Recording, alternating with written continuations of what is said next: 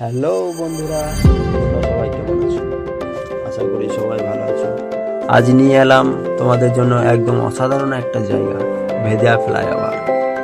যদি বর্ধমান দিক থেকে আসো তাহলে বোলপুর ঢোকার আগে অজয় ব্রিজের আগে মনোমুগ্ধকর দৃশ্যটা দেখতে পাবে। আর যদি শিউড়ির দিক থেকে আসো তাহলে বোলপুর পেরিয়ে অজয় ব্রিজ পাই করে এই ফ্লাইওভারটা দেখতে পাবে।